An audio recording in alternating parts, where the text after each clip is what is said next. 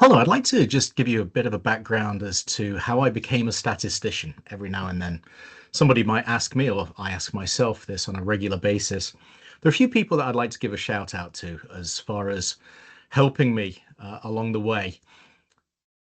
Let's start at the beginning. So, I wound up at University of Strathclyde, and I was reading mathematics with economics. So, when I was at Strathclyde, my heart was really in economics. But thankfully, the first year under the Scottish system, there's 4 years to do a Bachelor of Science. So the first year, the freshman year, a lot of it was a repetition of what I'd done in my A levels. So that made life a little bit more straightforward for me. Second year got a little bit more into the weeds. And I kind of wanted to veer more towards econometrics than the regular kind of mathematics and statistics that I was doing. So there was one Tuesday afternoon, I walked into the building where all the economics professors were, and I headed to Professor Simon Wren Lewis's office, and I was going to ask to drop mathematics, just do economics. Professor Simon Wren Lewis was not in his office. So I was like, oh, okay. And then I went to the class that I was taking in design and analysis of experiments. It was headed by Professor George Gettenby. Now, George Gettenby was not just a member of the Royal Statistical Society. He was in the Royal Society. Very, very clever. He's an Irishman. I liked him a great deal. And I'd kind of done something bad. There was a homework assignment that he'd given, and it was to do with t-tests. So I don't know why I did this. To this day, I don't know why I did this. But I'd written the null hypothesis correctly. But for the alternative hypothesis, I'd somewhat cheekily just written not H naught. So Professor Gettenby had written in red ink next to all of these things where I'd written not H naught, see me. Now I know what he was doing. For the alternative hypothesis, you could have greater than, you could have less than, or you could have not equal. So it could be greater than or less than. So why I'd written everything as a two-sided alternative, I don't know. I do know it's because I wanted to knock it out of the way and then I could get to the student union bar. That's what I wanted to do. So I felt bad about this. So I go to this seminar. Professor Gettenby was doing a seminar, even though he was a full professor. So I'm in there, me like 19 years old. Yeah, I would have been 19 and like a complete idiot. And then he looks at us and he goes, right, I'm going to write a problem up on the board. So we did on a chalkboard, writes all of these numbers and right, t-test. And then he leaves. He leaves the room that we're in, the lecture room. Now, I didn't know this at the time, but he was actually unwell. He'd come back from somewhere, I know not where, but he was actually not very well. He'd contracted something. Um, and so he'd written this all up on the board, and then there's me with my calculator, calculating the mean, calculating the standard deviation, looking at the degrees of freedom, blah, blah, blah, blah, blah. So he comes back into the room and he goes, and he looks at us. I can remember this clear as day. He looks at us, go, all right, anybody do that? And I was like, yeah, me. You know, I'm trying to get back into good graces. That's what I always do. If there's somebody that I really like and I've kind of messed up, I want to get back into their good graces. So he goes, all right then, Keith, go on then. So I walk through the steps and I'll always remember this. He opens up his briefcase and he takes out a piece of paper and he looks at it and then he compares that with what I did. And he said, yeah, I got the same answer. You know what, Keith? You could be a statistician. That was it. I never went again into Professor Simon Wren Lewis's office.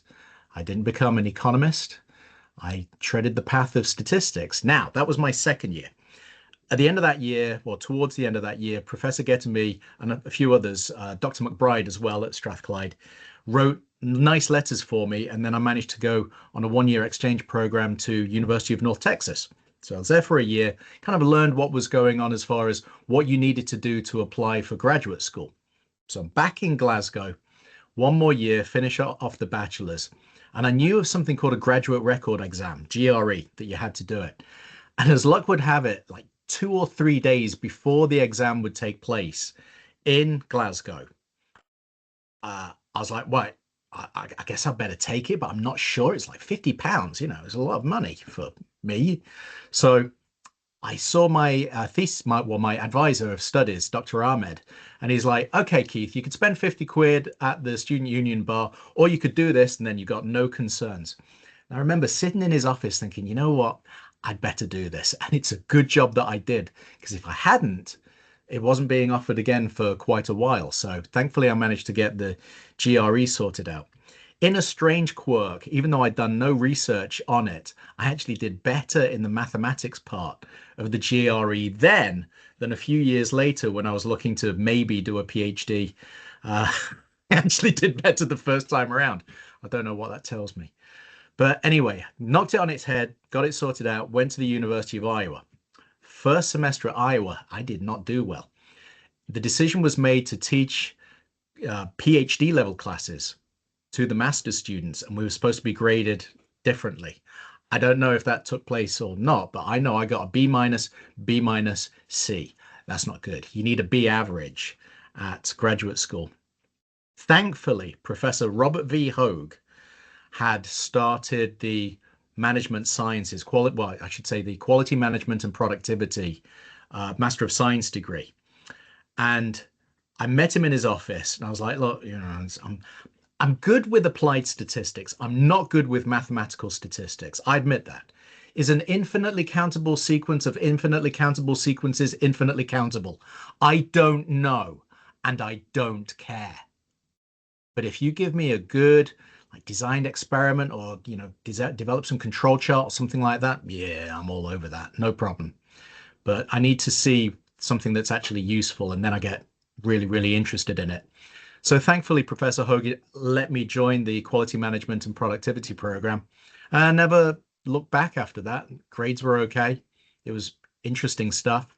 If he hadn't have let me in, I wouldn't be doing this podcast now. I can tell you that.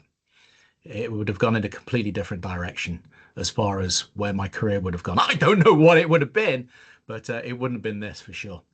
So yeah, thankfully, Professor Hogue kind of took me under his wing, and a lot of the things that I'll talk about in these videos, I will be talking about things, how Professor Hogue addressed it. Even now, when I'm stuck here, right here, I'll start talking out loud as though I'm talking to Professor Hogue. And I've got his books over there as well, so, you know, that always helps. Of course, he passed away like a decade ago, something like that. I stayed in contact with him after I left Iowa. So that's it. That's essentially some of the key points that helped me along the way. I think Napoleon said something on the lines of, I'd rather have my generals to be lucky than clever. I've been lucky. I have. And I hope you are too.